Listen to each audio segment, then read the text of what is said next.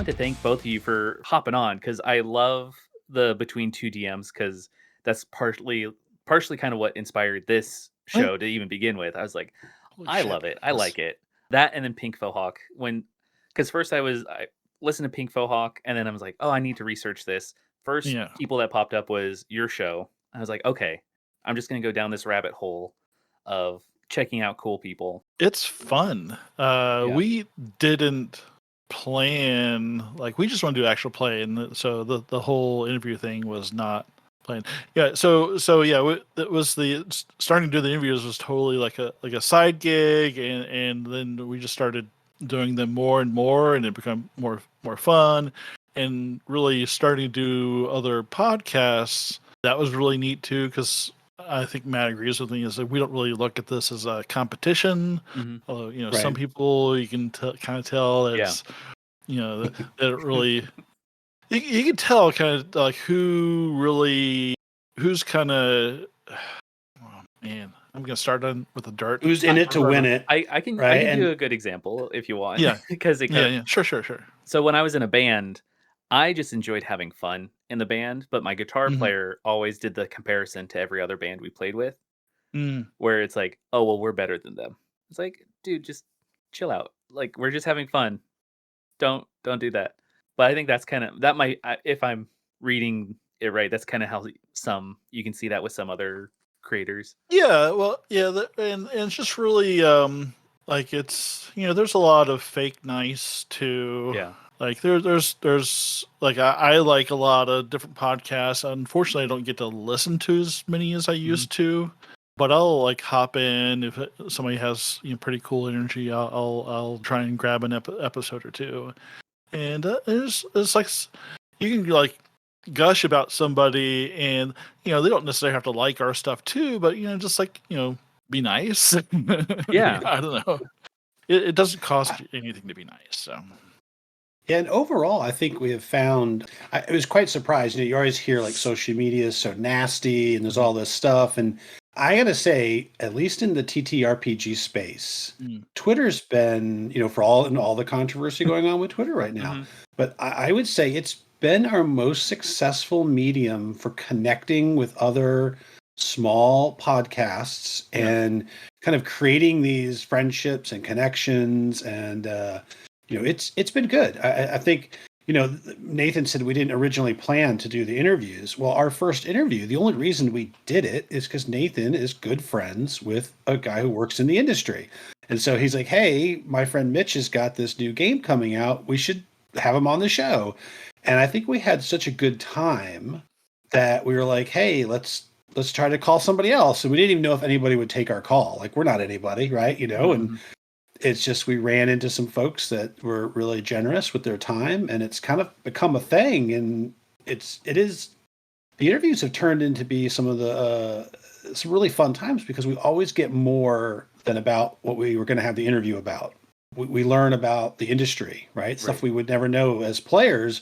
We get a real look behind the curtain with some of the history, some of the crazy stuff that's gone on with some of the genesis of how these games came about that we were just not ready for, right? Yeah. Like the last guy we talked to from what is it, the Dragonbane expansion, right? I'm so terrible with No, names. no, Forbidden Lands. Yeah. But Forbidden well, Lands. That's it. Say there you go. well, yeah. So no, you're right also, because he was involved with the original version of Dragonbane, the Swedish Drakar Demoner thing. I can't really. I don't Yeah. know. I'm going to practice that for when we see them this week. But yeah, so he was involved with one of the like mega campaigns for the original version of what we call Dragonbane here, and so yeah, he gave a lot of background details, and in addition to what Matt was saying, a lot of the cool stuff is all the process stuff. Mhm. How do they go about writing, and what are the inspirations for writing this and that, and where they pull this from? Because when we're writing our own games or stories or adventures, so we definitely pull from different things. So it's kind of cool hearing that from those folks, like the Morkborg folks, and Yeah, it's been really great. Actually, the whole Free League and Stockholm Cartel have been super nice to us and really generous with their time. So I really appreciate them quite a bit. Yep. Yeah, Free League has been on the tip of like everyone's mouth that I interview. Like even when I talked to AJ last week, nothing but like good things from Yeah. about Free League and everything that they're putting out.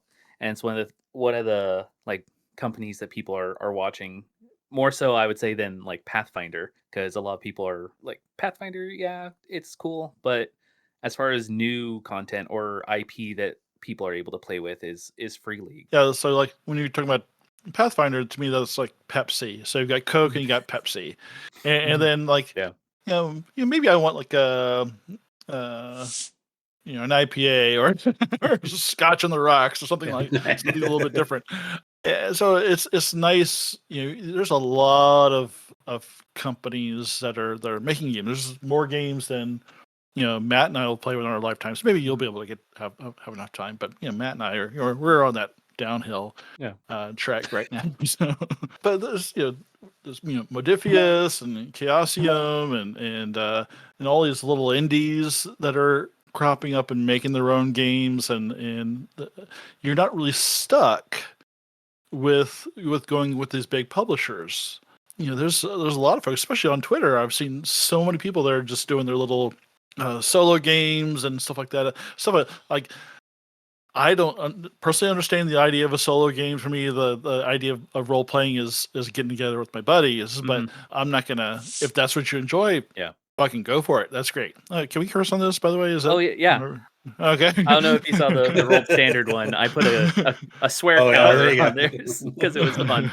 But you're more than welcome to curse. I All put right, okay. I put not made for children on that YouTube. Good. Yeah. Yeah, I mean, there's tons of third-party folks. I think what's made Free League stand out in the last year or so is one, they've truly embraced this, and this also goes for a lot of like the Mork board community and all that. They've embraced user-created content like gangbusters, right? Yeah. They clearly are putting out really great settings, really great lore, and it's like almost like in the video game community, right? It's like they're like the Skyrim of TTRPG companies, like open for unlimited modding or own creativity. And the other is they've been masterful. If you look at the IPs they've secured, like iconic Alien, right? Blade Runner, Lord of the Rings, right? Basically, right? And they're getting ready to do Walking Dead, and even resurrecting the old '80s Twilight 2000 series, right?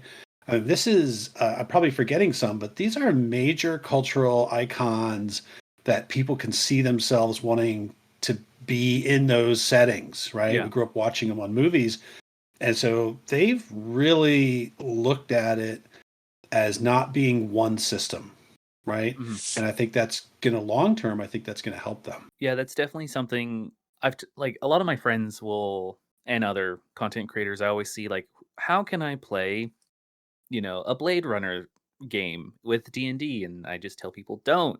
There's a Blade Runner tabletop RPG by Free League. Go and play that. Don't try and force D&D into these other settings. Yeah. And I think that's definitely kind of like what you said, they're securing these IPs that are cultural touchstones that people want to play besides just doing a Tolkien-esque game every week. Yeah, and you see definitely see a lot of people trying to cram everything into a 5e box, and it's really not made to do every kind of story. And I mean, you can definitely pull it off. There's some really creative people out there that, through sheer force of will and hours of work, have been able to do. Like, there's like a Star Wars 5e hack that's done, I think, pretty well. Haven't played it, but it looks playable. So just played that last month.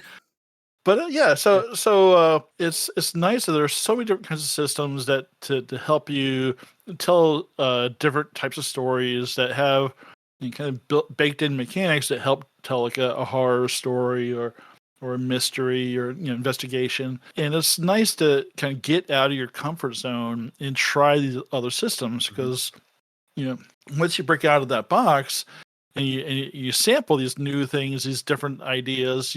When you go back to play the games that you're probably most comfortable with, I think it probably makes you a better GM, better player, and I think it just opens you up to a wider world, I think. So Yeah, and I'm very much like the mechanics guy, Right. of the storytelling. So I think also that it has to be when if you've been playing one system for a long time and you try to jam a different genre into the system that you've got, part of what you can lose. So I'll just say Alien, for example, right? Alien, yeah, you could make a 5e Alien, right? But the mechanic in Alien, the stress mechanic, it would not be the same game without that mechanic. So these different mechanics set the tone for the game. The reason that Alien is so terrifying and so scary is I always joke, unlike a D&D game where you start first level and you go up and you get more powerful and all that. Yeah. When you play Alien, your character is the best it's going to be on the very first moment you start playing it, and it's all going downhill from there. And so that's a very different experience that these mechanics allow. Yeah. Right. And so, yeah, it's not just, trying, it's trying something new, trying something from a storytelling and a player perspective, but also examining other ways to use mechanics to provide that push in the right thematic direction. I think another important thing is to show people that it can be fun to die. Yeah. It can be really fun. It's okay to lose. You don't have to win every skirmish or every game. You can have fun.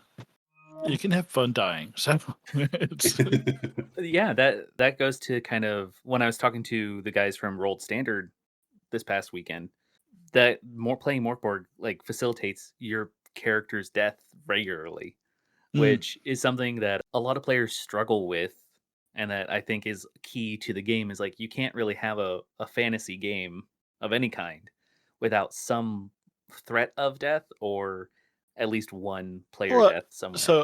so I call it, and Matt knows what I'm about to say, but I call it consequences. Yeah. So it doesn't have to be death, but I think having some real risk. Yeah.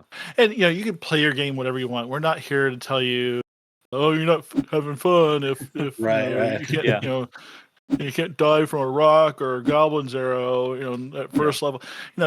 If you don't want to play those kind of games, do what makes you happy, but maybe try something, letting go a little bit, and when there are consequences for your actions. So if you do something stupid, expect maybe something bad might happen, and you can lean into that, and that can be really liberating too. Because these are all, whether playing Alien or some medieval fantasy game or Paranoia, we're not playing ourselves. We're playing these other people, these characters, and you can love them and adore them and be sad when they're gone. But it's nice to feel that whole full dynamic range of emotions, from fear to joy to sadness.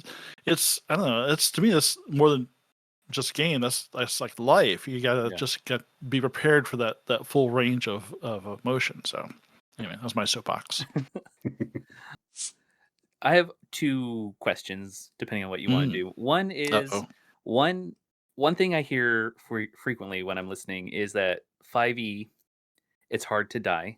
We could answer that question if you want, and your both of your views on it. Or the other one that I was thinking of is, because you've both have played a plethora of games on a DM and player standpoint, what system or setting book do you think really encapsulates what they're trying to go for? So like when you're saying about the stress mechanic with Alien, like what system is really encapsulating what they're trying to do for the players in DM? Matt, you want to go first? Well, yeah, I'll jump in on 5e. So, like we said, so trying some of these more deadly systems are great, and that's fun. 5e does so. The flip side is true. If you don't want that kind of game, so 5e can give you a game that's more forgiving. Now, I say that we had a couple years ago, we had a player death, right?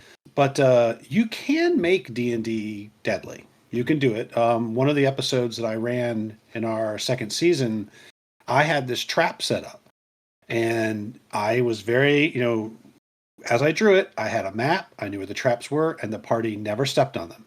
But I will tell you, I was worried as I designed them because I was looking at the mechanics and how these traps would work. I was really worried that maybe I'd messed up, that maybe I had created a trap that might kill someone arbitrarily, like no real good way out of it. So this particular story that I run in D&D, it's ridiculous. It's over the top, right? Nathan's character is always trying to get killed, right? But we talked about maybe running it in a different system, and here's where I would say, where I was a little like, I'm not sure, because I'm enjoying the ridiculousness. The story is lending itself to this sort of reckless behavior, and so as for me on this system for that story, I actually want that consequence hill to be a little harder to climb, right? It's not that it's impossible, but it does allow that system lens for bad behavior, and that's kind of the funny of the show. Now, that being said, I flip around, we play Twilight 2000. I wouldn't want that. I like that you're always starving, dying, you radiate. There's kind of a very, right? It's like, so that is kind of a harsh and unforgiving, but that's a harsh and unforgiving story and a harsh and unforgiving setting. So D&D's got its place, right? D&D's got its, it's for people who might be getting new and didn't want to get frustrated. D&D is forgiving. So again, it's, let D&D sort of 5e be what it is. But what I think I'd agree with Nathan is don't let that be the only thing you do, the only experience you have. And like Matt was saying, my character as Monk echoes the banter. I kind of played him as a thrill seeker, but really it was me, Nathan's frustration with how, like, if you have a healer in your party, it is so fucking hard to die. and I really, from like the third episode on, I think every combat again, I went down like at least once. And it was for me, like, and it made for some really fun moments. So I wouldn't trade those for anything. Just the stupid stuff my character would do, just to kind of put himself in the most precarious position possible on the first turn of the round. It was great. Love the game, love the character, but it was really born out of me. Like, okay, this is, we could be playing something else that was had more steep consequences that I like. But yeah, so and there are other games that might be a good midway point. But and to the point that in the game we started during the pandemic, I was running a D&D game, and we were doing we'd finished up White Plume Mountain and some Against Giant stuff in 5e, and I thought it'd be fun. Okay, when they're going back to their home base, they're going to be using flying airships. And okay, what'd be fun on a flying airship? Oh, Mind Flayer Pirate. Okay, that sounds fun. Okay, what else are there? I'm trying to think of what do I remember from Mind Flayers back then. Oh, there was Intellect Devourers. Those were all around. So I'm going to put 5 of those on there. And those of you who are familiar with 5e Intellect Devourers are going, oh no, that's terrible. Because I didn't look at the stat block. I just kind of I'm just gonna throw them in there and I'm gonna put them around here, and basically it says they're a save or die type monster, and I put 5 of them on there, which dwindled down to 1 after a couple rounds after I'd read the stat block. But I still almost killed Sean's character with one of those. But so yeah, you can die, but it's in most circumstances, if you've got a healer nearby, you're back up and 100% in no time. And your other question about systems portraying the mechanic that they're. Yeah. I mean, really, it's hard because Matt gave the alien example, and that really is the shining star. The whole stress and panic downward spiral. It really feels like that you're in a horror movie, and you could do other kind of suspense type movies with that. But other than that, can you think of anything else, Matt, that you? Well, I mean, it depends how. Like, a lot of these systems are. What's funny is most of the Free League stuff is fairly. It's like mechanics light. Yeah. I would always tell someone that there's sort of an inverse relationship between the amount of time it takes to create a character versus how lethal a game is. So like Mork Borg, you can make a character in like 3 minutes. Well, guess what? He might die in 10, right? It's like, Yeah. but it's okay because you can make another one, and it's okay. Whereas like no one ever shows up to a Mork Borg game with a 5-page backstory, right? Yeah. You're just shooting yourself in the foot at that point, right? But Twilight 2000 also, for someone who's looking for gritty, let's just use their hunting mechanic, right? So Yeah. you want to go out and go hunting, right? You have to make a roll to find tracks. You have to make a separate roll to get close to the creature, and then you have to hit it and kill it. Yeah. So that's just then you have to make another roll to clean it. Yeah. And cook it. Oh wait, somebody else had to make a roll to make the camp to get the fire. So there are, for anyone who wants like also very finite stuff, there is a lot of so in the Twilight 2000 game also there's this whole sort of processes that are constantly reminding you that if you mess up here and mess up there, you're going to go hungry, you're going to go out without food, right? You're going to sleep on ants, right? It's the whole, so that I think there's a lot in that too that kind of lends to this feeling of never really getting ahead. You're always trying to, I think in our whole game, how far did we travel? In like 17 episodes, like a few miles, like maybe 20 kilometers at most. But yeah, and now's a good time to mention that you may or may not have noticed, but Matt does all the Twilight 2000 tutorials on our YouTube page. But my other thing I was going to mention, I guess, now I'm thinking about it, is like some people love this and hate this. Edge of the Empire. From the formerly known as Fantasy Flight Games. Sorry. Yeah. Star Wars D6 has this nostalgia that a lot of people say for them that's the only Star Wars system. I really enjoyed Edge of the Empire. It uses its own kind of unique dice system, and there's more of a narrative type dice system, so you can fail forward. So you can succeed your roll, but with consequences. You can fail your roll, but with positive benefits. So that for me was one of the first kind of narrative light games I played. So it was a good kind of transition point to show. Oh well, it puts some of the power back in the player's hands to how to narrate or suggest how they think this action should play out. And I think it was a little bit of a tough sell for my group. Some people kind of latched onto it. Some people struggled a little bit more with that because they're kind of used to like I think we're playing a D&D 3.5 up until that point. But I think the narrative dice really kind of lent itself. It felt very cinematic to me, so I like that a lot. Yeah, it's funny you bring up Fantasy Flight because that was going to be one of the publishers that I brought up for their End of the World apocalypse setting books. Because a lot like Delta Green and Alien, the best your character is supposed to be you, but the best you and your character are at the beginning of the game, because their stress mechanic also just death by 1,000 paper cuts. You're never going to get healed up, especially if it's a one shot. You're stressed. Everything you do has a roll. So like if you're trying to run from zombies, roll for it. You sprain an ankle on bad rolls. You fight a zombie, they may bite you. You're gonna turn in however many hours. We've was this the apocalypse game that we played? We started playing it once right. and then never went back to it. But never finished it. But you know what? Yeah. That game, you want to talk about game mechanics, right? The character creation has the most awkward character creation Yes. system of all time. You gotta be with friends because I love the fact that you assign yourself stats and then you pass your character around and everybody else goes, or they could basically say you're not that healthy, you're not that fast, smart, right? That's when I played it once, the DM did that to me. I'm like, man, I can run further than you. How is it that you have better stats than I do? That's all good stuff. As far as like trying other games, that's that kind of game. And there's this new TheAARPG where I think you play. Do you play yourself in that? Have you guys seen that? All right, I have not.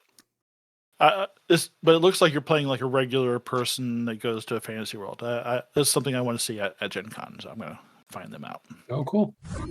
When you're picking like a new game to play, because you have, you've done Alien, Mothership, and a couple others. How do you decide which one you're going to do next? It's painful because I want to play everything. Yeah. And so I'll it's stupid of me, but I'll put this huge list together, and like these are the 300 games that I want to play. You guys vote on them, and it's hard getting our group to kind of play along with that. It's really something that we should just choose by fiat and just do it, because They play anything. Yeah, it's not like we'd pick something and they'd be like, "No, I'm not going to play that." right. Yeah, it's. But yeah, it's been it takes a lot longer than it should to settle on something. Really, like so we're editing Alien now, but we recorded it like the most recent episode we recorded back last November, and we already have like 5 episodes of Dragonbane recorded. So this is all this stuff was happened way in the past, and I basically said, okay, we're gonna play Dragonbane because that's coming out and that looks really fun. And everyone's like, oh, okay.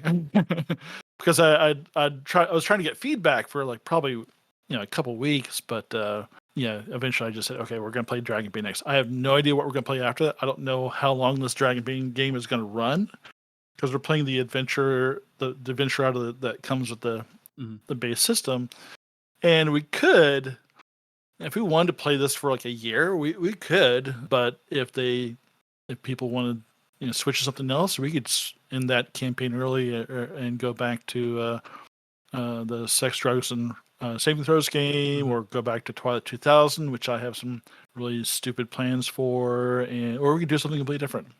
So it's really up to the up to the group. Some of it also is up to the comfortability of the GMs. So we have we've had, not everybody, but we've had several of us GM. And so when Chris GM'd for the first time, he went with a system that he both loves and is super comfortable. And that's how we got introduced to Battle Lords. Yeah. And this is not the Savage Battle Lords. This is the like 700, 800 page rule book Battle Lords. And I think it was great because I don't think that's a game. I don't think Nathan and I had ever played that game. No. And I don't think it was one that would have ever been on our radar. But I think we had a blast playing it.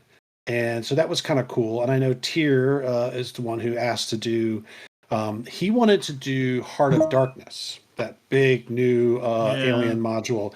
And we're like, hey, we're also switching over to Foundry for this. Why don't we start with a shorter adventure, which we thought was going to be about 5. We said it'll be like 5 or 6 episodes. And I don't know how many. We get like 14 or 15 or something. 14, yeah. So some of it too is if we switch GMs, we also, different people have different interests, So right now I think it's Nathan and Malcolm, but Malcolm also wanted to run, what is it, Vaesen?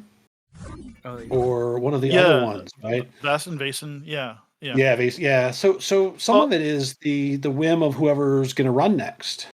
Basically, every time you listen to us, there's going to be a different GM, and we all have different styles, and some of it is just the comfort level of recording a game for a podcast is a little bit of a learning curve too.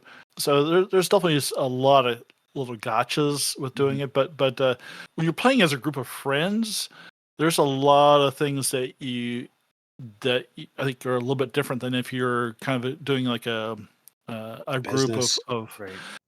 Or a business or just a group of collaborators who maybe have more professional interests than we do, whether they're professionals now or not. With us, we treat it like a regular weekly game. So when Tony's too busy, he's got too much work, he doesn't show up, and we play without him. We play his character for him or make him go on a side quest. Actually, a couple of our guys got really good at playing Tony's characters for him while he's out, because he's out a lot. Yeah. So, but he makes the best characters, so everybody wants to yeah. play his characters. Yeah. Yeah. He's really super, super, super entertaining. So If I'm not correct, definitely you can correct me, but it's the same core group of players from that you've started with, right? a lot of us started playing together a long time ago, but Mhm. for the podcast, we started with most of us, and Malcolm actually recorded a couple the first Alien episodes while we are just testing the systems. Mhm.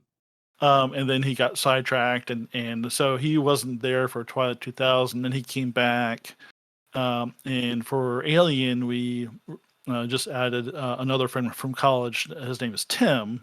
So and now Matt, his work he's got other obligations, so he's not actually in our Dragonbane game, but Tim Right? is. Yeah, So, I haven't been recording since April. Yeah. It's just that because we have so much in the can, Yeah. no one's going to know till like Christmas, right? That I'm. Right. But with that, it was an interesting comment that I think you made on one of your recent, or I guess it not recent because this would have been a while ago. Their name escapes me, but I will be talking to them shortly too. TT Journeys. Tabletop, Yeah, tabletop journeys. yeah. Because with that, you were talking about how you all know each other versus like, bringing in guest stars like every week, or Yeah. doing the amalgam of other creators, because Yeah, we see that's that all a the different time. style. Yeah. Yep. Yeah, and really, I think that's. Did you watch the any of the Twilight 2000, like the first episode? Because I kind of gave this little spiel that might have been a little rough around the edges. So this podcast. This is for us. Mhm. It's for us first. This is our game, and it's the game itself. Having a weekly game at our age is like amazing. Without the podcast, we wouldn't be able to do it.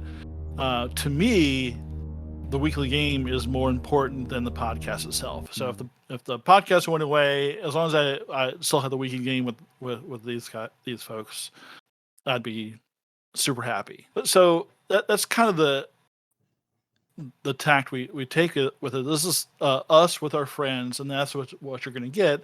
We edit out a lot of the bullshit, but we keep a lot of the bullshit in. So, and I think that's kind of, if that's your thing and you enjoy that, you want to be a fly on the wall, then that's what we're going to offer you is people that, like, I've known Matt since 85, 86, something like that. A lot of the rest, half the rest of them, I met in 89, 88. Yeah. 88. I'm sorry. Yeah, 88. Yeah. So, like, we've been through weddings, unweddings, funerals, A lot of unweddings. kids. When you know each other that well, you can say things to each other that you wouldn't say in a mixed group. You wouldn't Right. say at your game at your local FLGS. So, Yeah. it's gonna be a little bit different. So maybe we're a little have some harsh language sometimes. Like a good friend, the wife of one of my best friends, who is also my an ex-girlfriend, like from a billion years ago. When she started watching, it's like, oh, you guys, she's very, very religious, and oh, you guys curse way too much. I was like, well, I'm sorry, love you, but maybe this isn't for you. So this is friends playing a game together and having a good time. And after we do the intro, I think for the most part we forget that the camera's rolling and the mics are on, and we're just having fun and trying to make each other laugh. So it's great.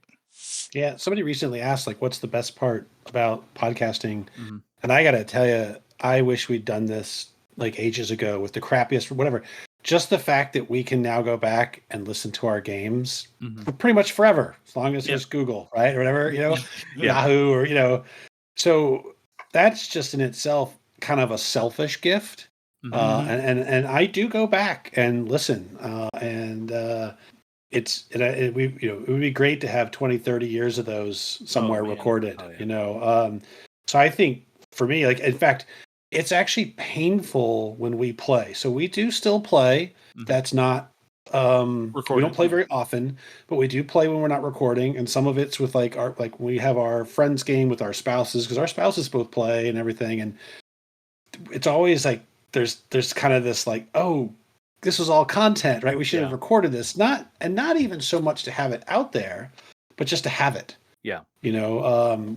So, we'll see. Maybe we'll start miking everybody up for Geek Weekend. There'll just have to be a lot more editing. Yeah. Yeah. There's some home games I have that I want my players to let me record, but they are very much no. So I respect it. Yeah. But the stories though, some of my best stories are the home games, because I think the same thing you're talking about. It's like when you're friends with someone and you know how they play, you can craft and just have a more in-depth story, because you know Yeah. how everyone else is working and what you can Yep. do or kind of get away with, versus something where you're playing with 4 or 5 random people that you just met that you're trying to be friendly Yeah, with. yeah. And yeah. I'll be like this, and I won't say a cross word to anybody. I'll be on my best behavior if I'm playing with strangers. You can say whatever the fuck you want to say. Yeah. But Yeah. yeah, I mean, it it feels like a when we're playing, when we're recording the show, it Yeah. feels like a home game to me, and I don't want to lose that. Yeah, I mean, we still edit stuff out, but yeah, Horrible, you horrible things. no, Is no, most of my Ted Cruz jokes. But yeah, Yeah, no, we yeah. don't do any. Yeah, we don't do any politics or anything Yeah. in the final shows and anything. We have I'm the some final editor. very. I leave stuff I know, I know. Speaking about that too, like, because you do a more edited content, what was like the biggest hurdle when you first started versus like what is your current one you're working on now? Basically the same stuff. Yeah. We're not um, a learning organism. no, and really, like again, kind of playing to this we want us wanting this home game Mhm. feel. Um, I started up by saying, "Hey, I don't want you guys to worry too much about any of the technical stuff. I'll take that on. I want to relearn all this stuff that I haven't touched in like 20 some odd years, and it'll be fun for me. And it has been. There's stuff that I remembered, stuff I forgot, and stuff I'm getting my years back. Mhm. It's been great, but the biggest one of the biggest hurdles for me is that we're doing video and audio. So it was like we're a streamed game, but we're Mhm. editing it. And when you're to get the kind of quality that I want, we Mhm. have to record locally, because if you record through Discord or whatever, it sounds like ass. Yeah. So I want to do local recordings. Then you have somewhat one person recording video, and there's this technical limitation because every sound card or computer has its own clock, Mhm. and they don't all. There's no way to sync them up. So I have to go in and manually. The clocks are running on slightly different times. So if Yeah. you're over 2 hours, the audio at the end doesn't quite match up with the mouth movement. So I go in and I have to kind of shuffle stuff around to make it at least kind of in the same ballpark. Yeah. I used to be very, very anal about getting the right transients to line up with the video, and now I'm really more ballparking. Maybe if I had like a faster computer, it would be closer. But so that takes up a lot of time. But really figuring out a lot of the basic audio stuff, because last time I did this stuff, I was working. I was at an audio school or at a studio where you have treated rooms Mhm. and all these spaces that are meant for audio. I'd really think about how noisy each spaces are. So we've got like 6, 7, 8 people. You've got 8 batches of different types of noise. So like the noise in my room is different from the noise in Matt's room, and Tony and Malcolm and Tim, and you layer that all together, and you just have like a blanket of noise layer on top of each other. Just kind of cleaning that up to the point where I'm happy, and trying to get them to, okay, where that stuff I said before about you not wanting to worry about how this turns out. Okay, scratch all that. Get closer to the microphones. Yeah. That's what I was gonna say. That whole speech lasted about 2 or 3 episodes. He's like, "You guys suck."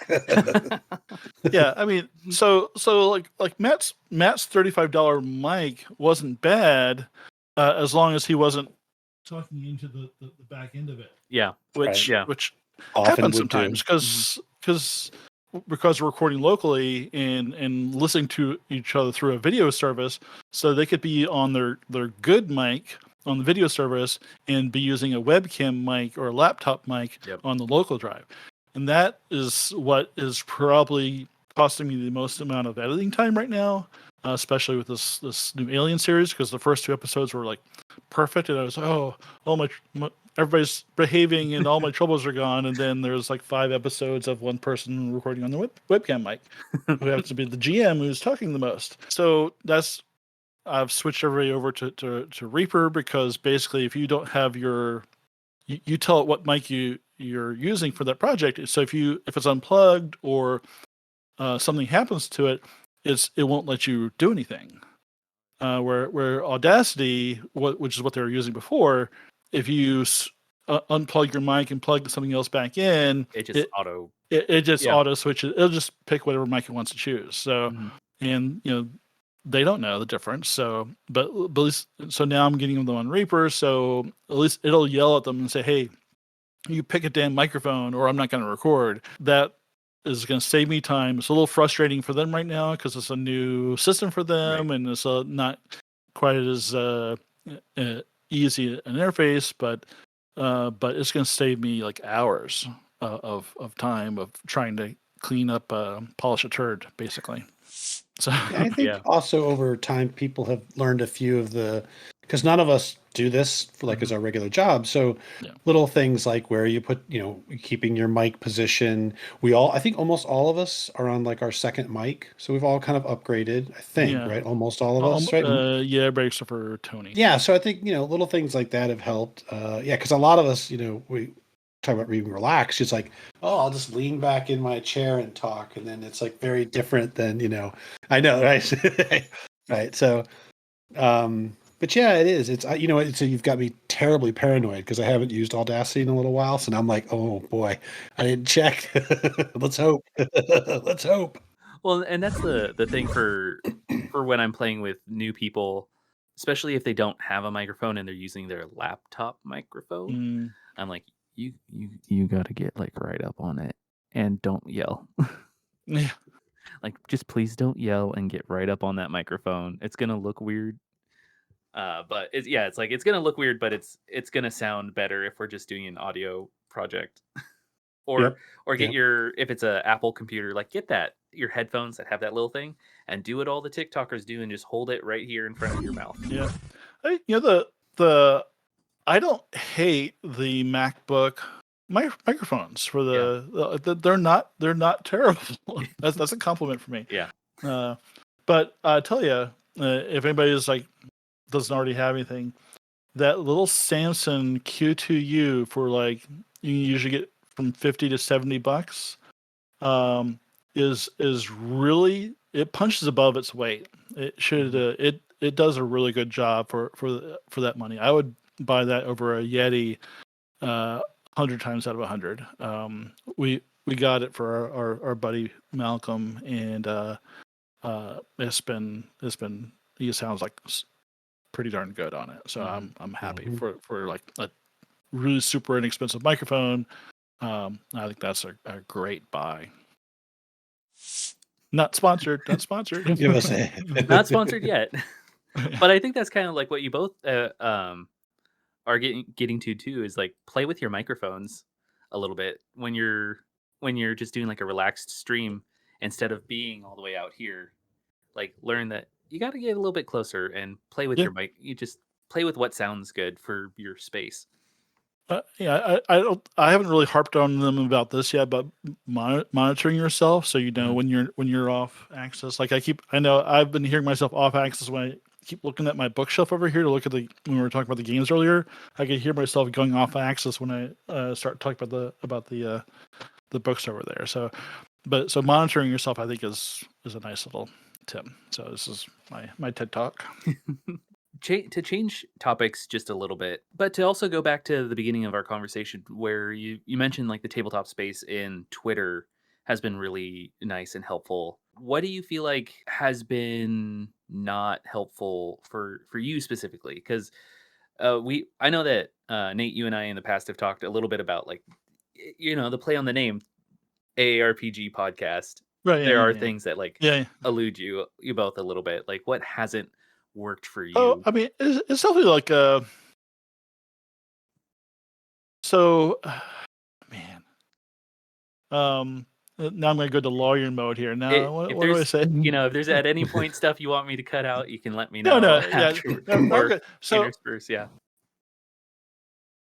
uh, I definitely feel like that Steve Buscemi meme.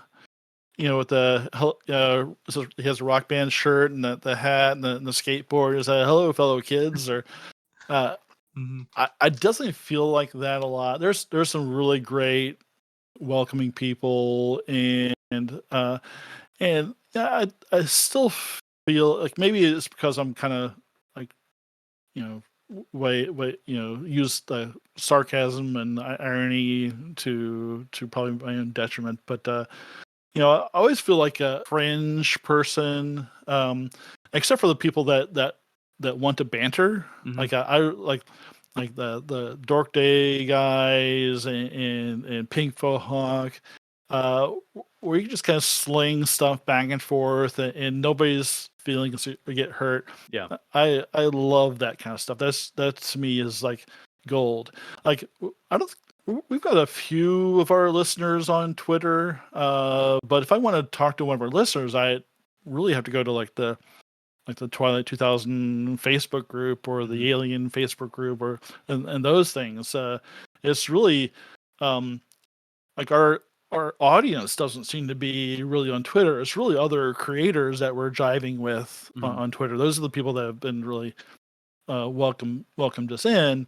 Um, and even on Reddit, where people are recommending us, and Reddit can be really kind of uh, brutal sometimes. But even that's been as far as sharing our content, that's where that happens. On Twitter, we've got our tiny little gang, or I guess our clique, or whatever you want to call it. But outside of that, there's really not a lot of signal boosting. You know, for our stuff. At least that's my take. I don't know if Matt feels any different. Yeah, I think that so what's been nice about Twitter. So sometimes I worry that Twitter is kind of an echo chamber, mhm, of so the reason it hasn't been very controversial because, well, I mean, but it's been the space that I enjoy. So why do I like Twitter? I like Twitter because when I post something, there's a response, yeah, right? There's always somebody, if someone puts a new episode out or they do one of these like, promotion Saturday or whatever, and you yeah, link a couple of things, I am guaranteed within either minutes or an hour to have a thank you from one of those other TTRP producers, right? Like it's a very touch and responsive system. And I don't think that the majority of our audience is there, but because we've been able to connect and start doing these interviews with other podcasts, that's a way for us, both groups, to cross connect with other viewers. The AARPG doesn't have a ton of followers, but on a personal note, Nathan has grown his flock you've got quite a few, Well, I hit 1,000 this week, and then I deleted Yeah. about 10 people Oh, okay. on So, purpose. Yeah. flip side with that is I'd say Facebook, right? So first of all, right off the bat, TikTok, no. Instagram, you could put stuff, and we did a little bit, but you just don't get the back. You get the touch, but not the sort of response. And so I don't think we really do a lot of Instagram anymore, right? So, well, yeah, I've kind of abandoned Instagram a little bit, but we do have a TikTok. Do we have a TikTok? Oh. We do. Oh. Yeah, I do not participate in the TikTok. Yeah. Very Yeah, I do. cool. I do a bunch of dancing videos.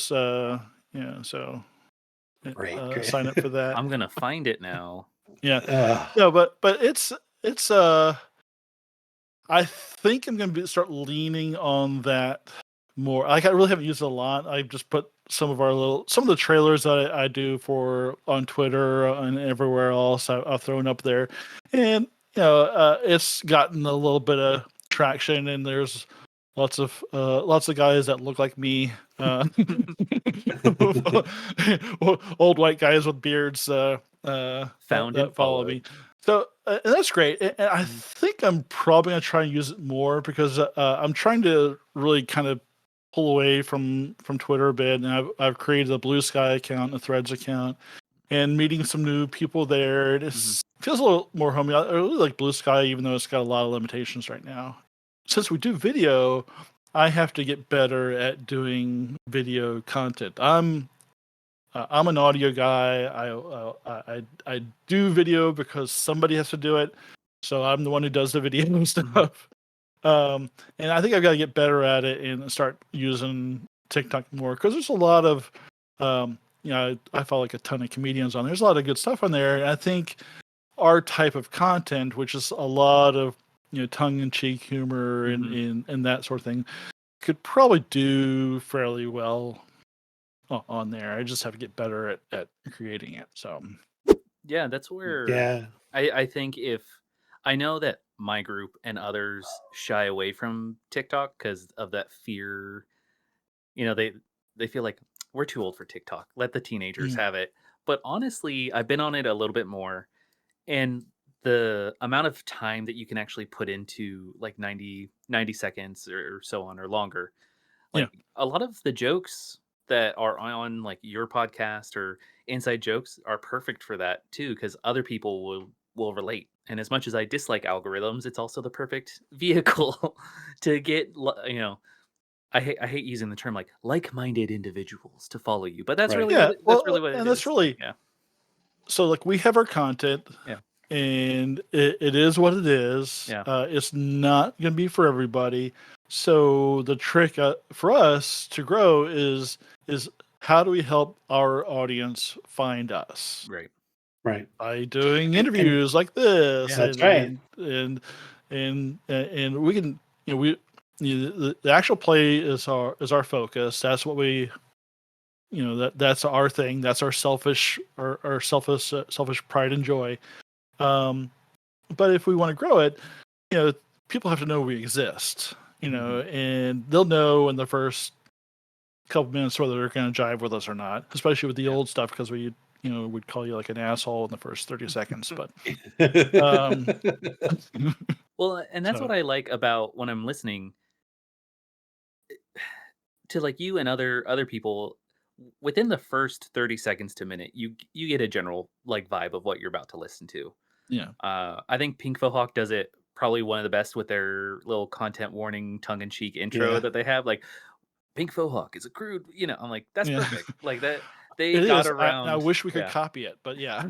Yeah, they Well, got we've around doing started like that. to sort Yeah, of. but ours is a It's not as little good. more. It's we're playing it a little bit more straight. The only jazzing up I do is with the voice effects and stuff like that. But as far as the message goes, it's pretty straight and vague, because I have no idea. I don't want to keep track of what type of offensive stuff we say during each episode. So it's a nice one blanket content warning, and and that's actually the whole intro that we used to do. I used to call that our content warning because basically, if you get through that or the opening song, and you're still with us, then you're probably okay. Yeah. So. Yeah, it's you're talking about connecting and like the different platforms. So I'd say for me the least responsive, but the one that I so far see as the one of the largest potentials for reaching out to people. Gotta stop saying touching people. I know I gotta stop saying it. Is so strangely enough is Facebook, which I don't really use very much personally, and I tend to find it's one of those things you post something, and there's not a lot of that instant feedback. There's very little of that gratification of message. But for just getting that potential, right? Something like marketing, right? Yeah. You gotta ask 1 million people to get 100 hits, right?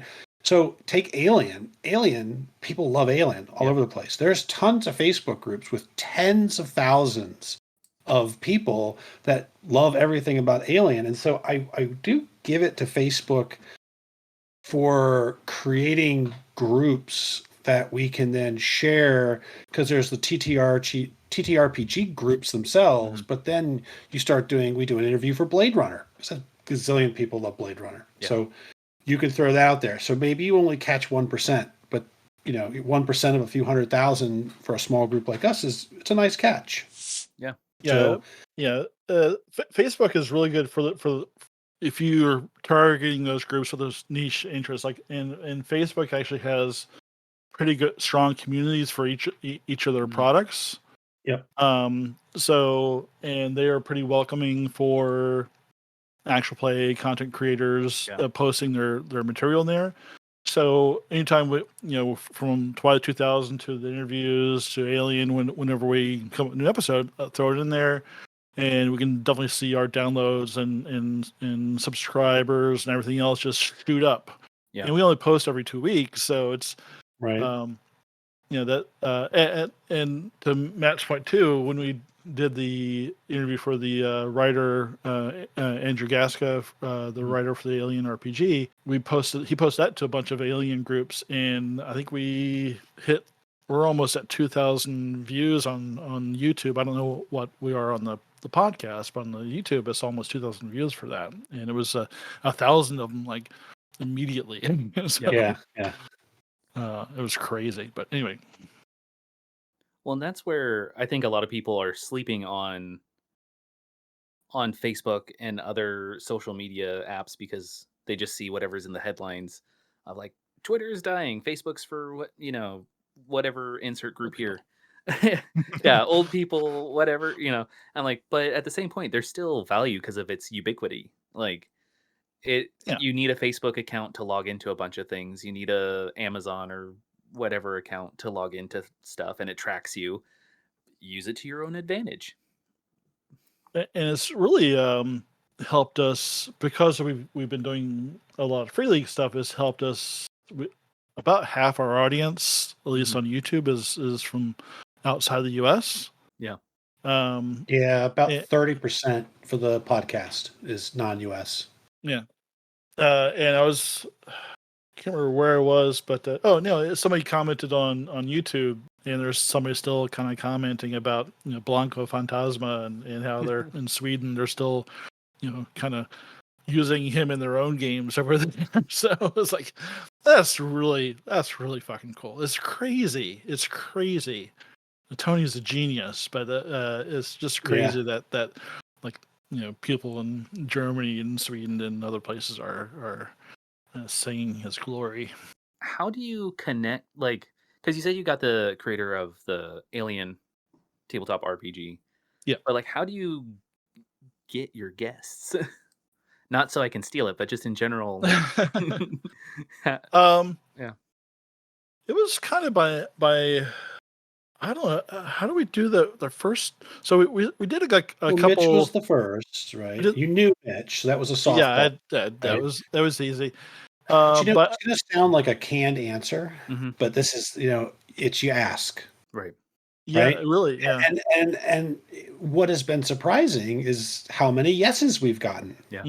And then once you kind of do one, especially if you have a group like Free League, right? Yeah. And they know the cartel, you do one and it goes well, and they probably all talk, sit around and talk too. you're not an unknown entity. And who else? Who's the guy who does he does a show, the live one? He's the first one who had us on. He does a lot with Free League. That was also a way we got in. So we went to Twilight 2000. It wasn't shipping yet. We were playing using the alpha and beta rules, and I was posting those in the Facebook group and in Reddit and whatnot, and we generated a pretty sizable following, I think, especially for a group that is just starting out. We were really punching well above our weight with 12,000 because there's nobody else was doing it. A couple were doing like one or two shows, and then Glass Cannon did a couple episodes, and our viewership went like through the roof for Twilight 2000. Yeah, thanks, Glass Cannon, for letting us be sloppy seconds, right? I mean, That's great. And then I think we talked about do we want to try? I think you and I were talking about do we want to try and get an interview? And I just emailed them and said, hey, this is who we are. We've been doing this many episodes. This is how many subscribers we have. This is our downloads.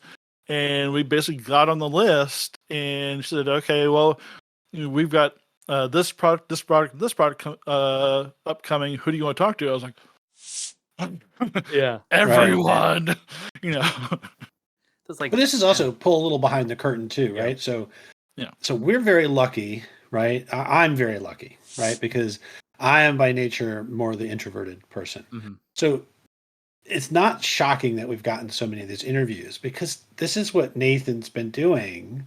Not so much interviewing, but Nathan's been working with people and convincing people to, spend their, part with their money. Yes, exactly. Well, to part with lots of money. And so Nathan comes with a set of person skills, right? People skills that definitely are not natural to me. I can suppress my natural fear for a little while to send an email to somebody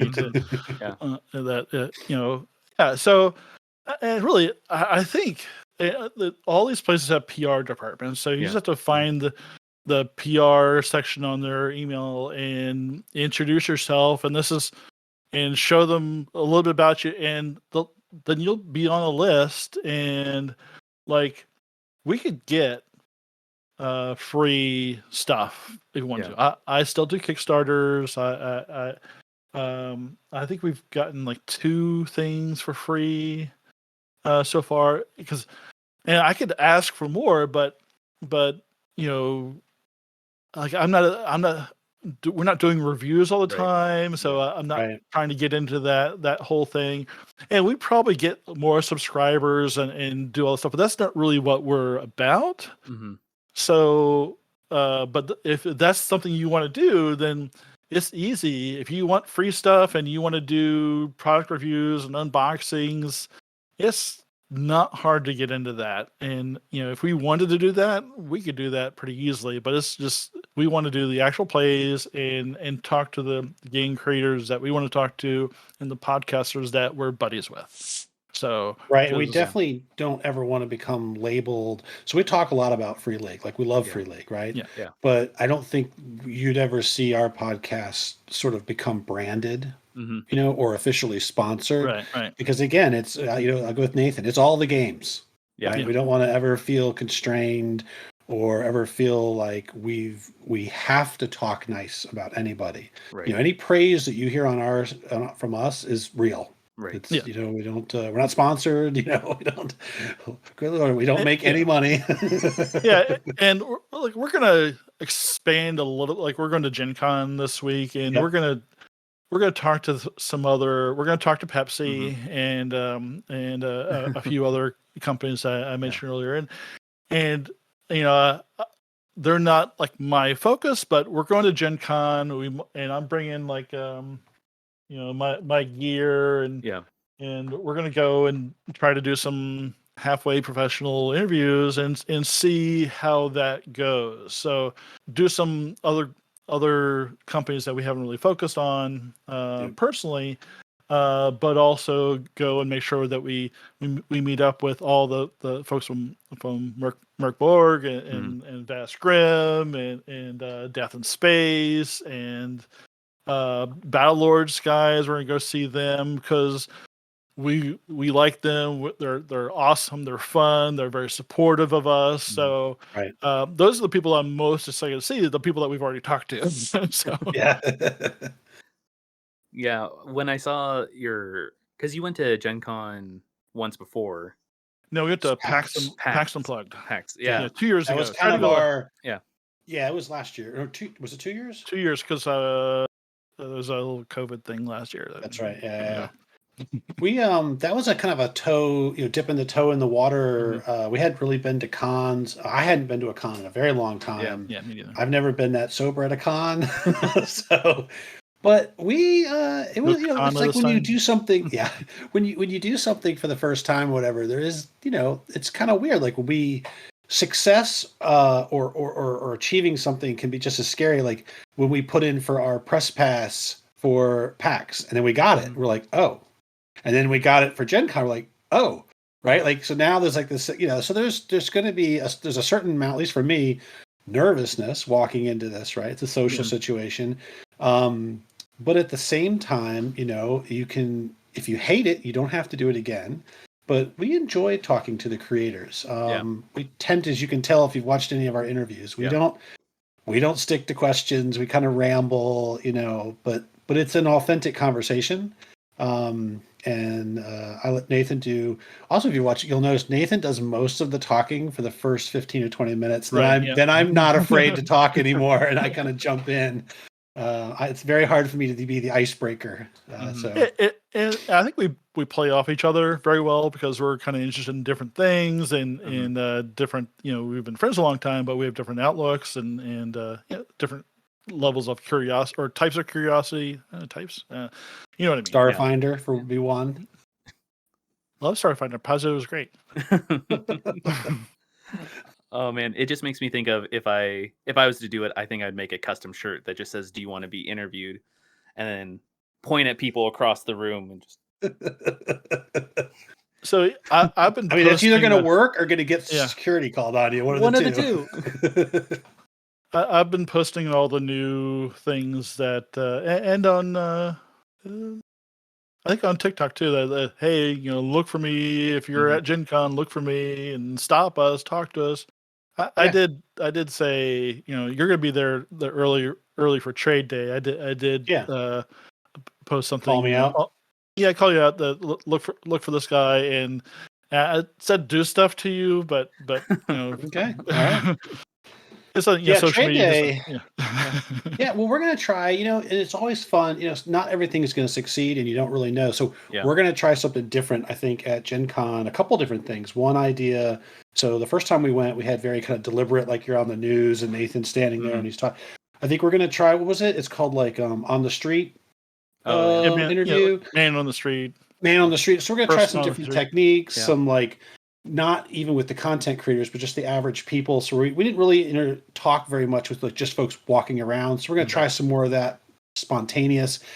We've thrown around a couple ideas for some streaming possibilities while we're there as well. So, depends on the internet connection, but I've got it set up now where I can have my good mics go through the iPhone, which is important. Internet could be touch and go, especially when you have like a ton of people and in a small space. So, oh man, so we're just you gotta try stuff and see what happens. Yep, we can only fail. I noticed that you have definitely on your Twitter mentioned like making your own soundscapes and your own sound effects.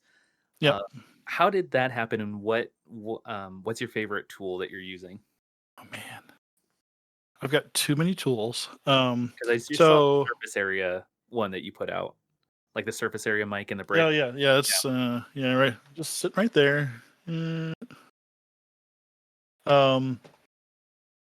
So I just moved some stuff around to get that over there. It was sitting. So I went to school for audio engineering, 95, 96, something like that. Worked at the school, did an internship, worked on one movie, and worked at the school again, and then my baby was needed somebody that had a little bit more reliable income. So I put a pin in that. And you're 25 plus years later, he's fine. The other one's fine. And that was kind of the cool thing. And in our first 2000 episode, I thanked Matt for giving me this, because this is the podcast was his idea. So this kind of gave me the opportunity to kind of explore some of the things that I didn't really explore. I did really well in school, not to brag, but I did really well in school. I got the kind of the internship that everybody wanted, but because of some circumstances, of the way the TV industry works, I couldn't stick around as long as they needed me to to actually get a job, like a full-time job out of it. Being able to do the podcast, because I was doing dialogue editing too. It's like okay, podcast editing, that's kind of like that, and just relearning Reaper. I'd messed around with it before. It's nothing like the tools I used to use back then, but it's the same kind of thing. So just kind of getting into the editing mindset. Okay, and how do I edit this so it doesn't sound like I edited it? Yeah. Even though I'm doing video at the same time, where you can actually see people like jumping around. Yeah. Yeah. So that's why is once I got to a point where okay, the voices are okay, it's not the sound I hear in my head, but they're kind of good enough. I'm going to start playing around with the sound effect stuff, and that was like some of the most fun I had in school was working on the sound effects stuff. So taking that and then watching some of a bunch of videos of people doing sound design for video games. That's where I like maybe some of my stuff sounds a little video gamey more than than audio drama. So just me kind of exploring new techniques, not new to me techniques, finding my own voice, as it were, and finding what I like, and trying to make it to a point where I'm not getting in the way of the podcast. Yeah. Like, so I can do my thing, because I don't think really, I honestly don't believe anybody really cares about the sound effects in an actual play podcast. I don't think anybody gives a shit.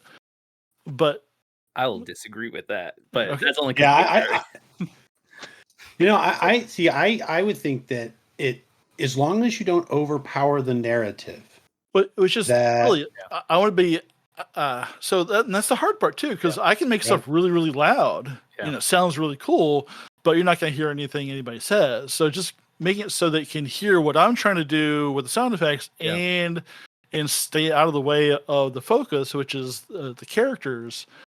And I think I'm getting there. I'm getting better at it for each one. If you listen from Alien to Twilight 2000 to Sex Drugs, I'm getting better. I'm not quite at the point where I'm hearing what I hear in my head, but I'm getting better. So that's my motivation is it's a selfish thing that I want to have fun making sound effects, and it adds basically a whole week onto the editing for the podcast, because it's like a week for the dialogue editing and cleanup, and then a week for me fucking around. And so that's great for the Matt doesn't give me a hard time. It's like, do we really need all those sound effects? He could easily say that, and he'd probably be right. No, actually, I enjoy. So I would. So this is one of those things where I could tell you as a listener, right, that especially on the podcast. So I think there is a very different experience. This is probably the worst thing to say as a creator, right? So I tend to not watch TTRPG YouTube streams and things, right? Part of it because it's not edited, right? Like I'm at a games table, we know what we cut, us looking up rules and arguing about stuff for like 15-20 minutes. I don't want to watch that, right? I really like the podcast just like an audio book, because I can see a story in podcast format, because I kind of fill in the blanks. And just like a good simulator, it doesn't really throw you around. It just tilts a little, and that tricks your body. Mhm. Those subtle sounds, right? So even the one that I was listening, Nathan just published with him rubbing the rocks, the Yeah. bricks, right? Yeah. There's little sounds, little music sets a tone, right? Those little things can help paint colors, right, that are brighter in a scene that help trick you into hearing that door, right? Instead of so I think when they're not overused, I think that they're extremely powerful. And I gotta say, of all of us on this podcast, Nathan's probably the only one who's really advanced in any way. I mean, we all show up, we drink, we play, right? But going from kind of the journey of buying canned sounds Mhm. to sitting back and going, well, I just don't like any of these canned sounds. Yeah. I'm going to go in my bathtub and make my own laser sword for Malcolm's character in Battle Lords, right? Two different things. Hey. There's two different things. Right, yeah, it's a laser. It's a sun sword. It's more like a sun sword. No, like Thundar, right? Oh, yeah. The bathtub stuff was for D&D. It was? Yeah. And the I in the thought his pool. plasma sword No. was underwater. No. That was for the D&D game. He had this pool that had a mimic in it, and everybody was jumping in and out of the pool. And then there was these quippers, which I used some slowed down bat sounds. So I had a ton of fun. I was like throwing pennies in my bathtub, and I had a GoPro. I just because they're submersible, so I stuck a GoPro, started recording, and I started throwing stuff like sticks, quarters, pennies, and trying to get like arrow sounds going into the water. And I was going nuts for one D&D episode. Yeah, but that's the journey, right? There's nothing that's stock that sounds right, and so then you start. So Nathan's really done a lot of. In fact, even one of the favorites is we knew we were gonna have zombies in one of the sex drug scenes, and we all had like a holiday or a birthday dinner or something over at my house, and Nathan brought his recording equipment and had everybody there make zombie sounds, right? And then he just kind of took them and melded them, and did a bunch of stuff like that. So. And even the little things like when people talk on a radio, it sounds like a radio. He's changed my voice for a couple different characters, and it really works well because I'm not a professional voice actor, and I can kind of do some voices and stuff like that. But it's those tiny nudges on the imagination that can help paint the picture. So don't stop. Okay, keep right. doing. Well, and that's where I was gonna say, like, I think people. They may not know that how much they enjoy it until it's gone, kind of thing. Yeah. Where Okay. how I even started doing interview or reviews was like I had to process it like a teacher because that was my background. Is like, okay, I'm gonna make a rubric of why do I like this podcast, and then it's sound effects, all this other stuff. I could link you my my rubric because it's big and in depth. But one of them is like sound effects. Like there has to be something in there.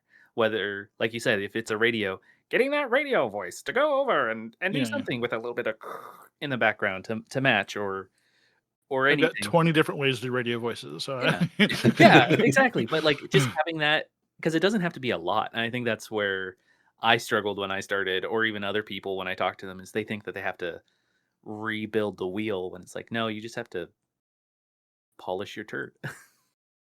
And really because what I originally wanted to do when I was like in my 20s was work on movies. I'm taking kind of a movie point of view at it. So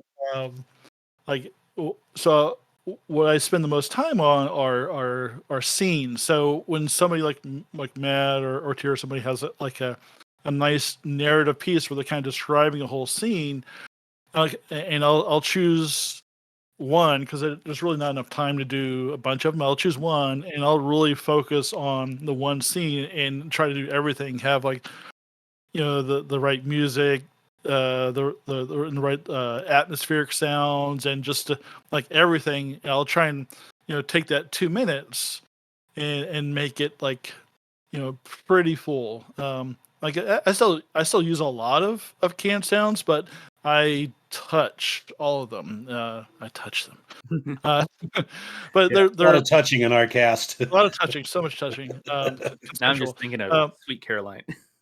Yeah.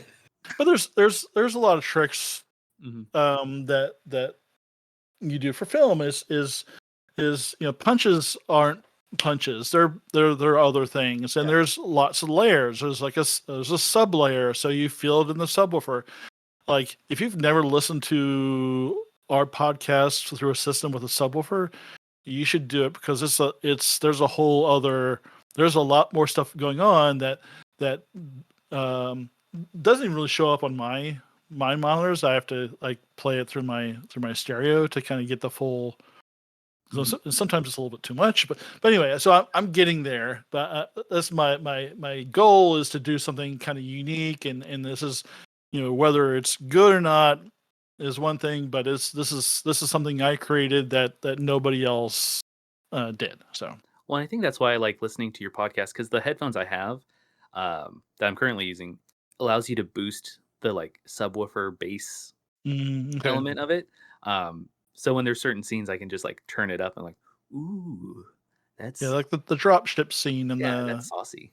uh, Yeah. Yeah. yeah, Well, it's you like know what? If you haven't listened to it, the very end of the first episode of Sex, Drugs, and Saving Throws, Nathan did it. This is one of those ideas where there's not a whole it's lot a throughout the scene, yeah. whole thing, Mhm. but the end there's this creature erupts from the ground, and there's just like this great deep sort of rumble, and like the that's a great example of like just one scene focused on where if you've got like a subwoofer or something, you're getting all that rumble and the Yeah. creatures roar. You're hearing it on all the different, because it's an amalgam of like different animals, right? It's like a whole bunch of things Well, kind it's of. mostly me. Oh, it's mostly you. Okay. It's mostly me and either elephant or rhino, but 80% of it's me. You should film yourself making those noises. That would be funny. Perfect for Uh, TikTok. yeah. Oh Yeah, that's man. right. That's right. Was there any other things that you wanted to plug that's going to be coming up, or mention how people could find you, even if you're introverted, if they want to ask you to be on their podcasts or shows? Yeah, I'll go first. Email the AARPGs at gmail.com. And for now, on Twitter at the AARPGs. Mine is at Tattooing United. But I made the AARPGs on Blue Sky and Threads, also Instagram, also TikTok. Um, Reddit. Yeah, I made a subreddit, but I don't think I've touched that in like 2 years. So, Okay. um, but yeah, that's how you can get a hold of us if you need to. As far as what we're doing, that we've got, probably by the time you get this out, we'll be on episode 4 of our Alien Colonial Marines story, Arcturian Apocalypse, and after that we'll be starting Dragonbane. We did release our character creation episode recently, just so in unedited, basically, which is kind of scary. Yeah. But that's it, since we release every 2 weeks, and we've got 10 11 more episodes of Alien to get through. That's we're really talking like probably December ish for Dragonbane to actually come out. And we're co-GMing that. So I'm co-GMing that with Malcolm. Malcolm is everyone's favorite GM, but I'm stealing some of that spotlight just because I really want to run this game because it's awesome. Mhm. But yeah, we're co-GMing it, which is cool. So actually, why don't we take 2 seconds and talk about everybody else in the cast. So it's Matt and I. We're the co-hosts, and we have our friends. We've got Malcolm, who we went to college with. We've got Sean, went to college with. Tim, who just recently joined the podcast, who we went to college with. And then we've got Tony, Tier, and Chris, who we are we haven't known them as long, but they're friends with Sean and Malcolm. If anybody's ever, if you want to do a little diagram and draw, use the red lines to attach the They're dots. the Penzig crew, right? That's where they are right now. Right? Yeah. Penzig or Sean's there, Sean right? is, yeah. Yeah. But yeah, so we've all been gaming together for a long time, but that was kind of a separate group that kind of integrated with us, and we actually have other folks that we could bring in that we still game with, that we still know from college. There's probably 2 or 3 more that are still with us that could we're down a few members. Yeah, we probably have enough from that college group. We probably have enough for like 3 different podcasts. We kind of have too many for one, but with that, I think we make it work. But yeah, I just wanted to make sure we give them a shout because we really could not do this without them. These guys are so fucking creative and funny that it's like we could have 0 viewers ever again, and I just love going back and picking up those episodes 6 months later and start editing them and like just being back in that game again and reliving those moments as like the best thing ever. But anyway, that's my. And if we didn't edit Sean, we probably would have 0 followers. Sean's great. Sean's a great guy. He is. He is great. He's a great role player. He does amazing characters. Voices. We give each other shit all the time, and we are especially hard on Sean. No, I think that's it. I think if you never listened to us and you really wanted to kind of get an idea of who we are, I would actually say go on to YouTube and watch the recording of our 10,000 download episode we did, where we played a 1-page role playing game called Potato. It was our first live, and so we all consumed a lot of alcohol, and it made it a very funny. I mean, the whole game is about hobbits collecting potatoes. So, but yeah, so it's if you can get through that, you'll have the full understanding of what you're going to get from us. And and Nathan, and at the end of that, we gave a special prize of an alien themed butt plug to one of our listeners. So, who now does it have its own Instagram? Yeah. Buddy T Burster on Instagram. Yeah, has his own Instagram, and the owner takes him on trips and takes pictures with him. We're gonna meet him on. Be sure to watch our Gen Con content because we're gonna meet up with them at Gen Con, and we're gonna be reunited with Buddy.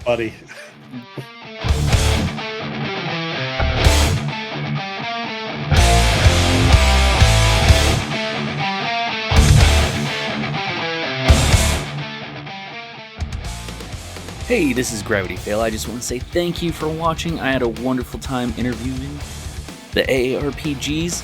So if you like them and you like everything that they said, go ahead and check them out. The links will be down below. And if you want to support me in my future endeavors, go ahead and check out the Patreon links below as well. And if you want to check out any of the tabletop games that we play, go ahead and check out the rest of Ampersandbox Tabletop RPGs, live feeds, and videos. And I hope to see you later. And as always, be kind and roll well.